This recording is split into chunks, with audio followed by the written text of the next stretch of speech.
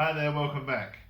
So today we're going to talk a little bit about the rear suspension cups and what we supply to fix problems with those.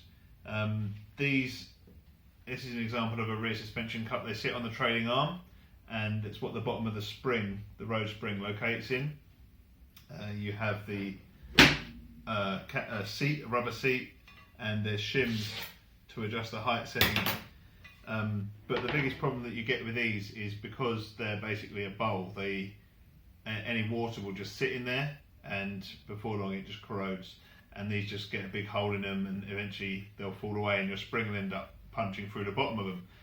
If the MOT spots any holes on these rust holes, then they'll fail the MOT on it. They do obviously have some drain holes, but they're not particularly effective, and eventually you'll find that if you use the car in the wet, you're going to end up replacing these spring cups. This is instead of replacing the complete trailing arm. So they're called trailing arm repair kits because you don't really want to have to replace the whole trailing arm when it's just a spring cup, and they're to be cut off and then welded back on. This is a silver shadow one, so this is what would be used from 1967 cars up to 1980. Shadow 1s and T1s, and Shadow 2s and T2s. They're handed, that's just one side. These are the Spirit and Turbo ones from 1980, and these go all the way up until the 2002 two-door cars, Azures. They have the same spring cups. The handbrake brackets obviously welded on. That's what makes them a left and a right. Apart from that, they're identical. They are held on the trailing arm with these brackets, so depending on how rotten it is, you may get away with these brackets and just cut off the trailing arm around the brackets and leave the brackets on. These are available separately.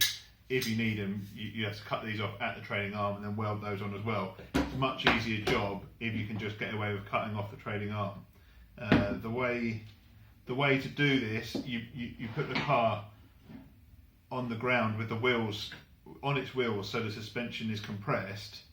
This is the lower cup, and this is the upper cup that go either at the side of the spring. This one's got a plain hole, this one's got a threaded hole. So this is the tool you use to compress the spring. You push it up through this cup. As the spring's compressed, you'll have enough room. You screw it into the top cup. Obviously you want to make sure it's screwed all the way through, so it's not got it's not going to break out the thread here, and just when you lift the car up, you don't want the spring to just push this cup through. So you screw that all the way in. You can see it's got these kind of nice bearing race washers at the bottom, so it will turn nice and easily. And then when you lift the car up off the suspension, the trailing arm will stay down, the car will go up, and the spring will stay compressed in this space. Obviously you need to go and put that somewhere safe, just in case it does go while you're working on the car. Then that will leave you with your spring cup nice and exposed. You take out the washers in the rubber seat. You'll probably find that these washers are all corroded as well, and you want to replace them. And also it has been known that these get cut up by accident because you don't take them out before you start cutting off the cup. But a lot of the time they're a bit in a bad way anyway, so it's worth replacing the rubber seat if they're damaged. So yeah, and then obviously once you've welded it back up in place, you want to make sure that it's nice and level, in the same position as the other one was, because otherwise your spring's not going to sit in it properly.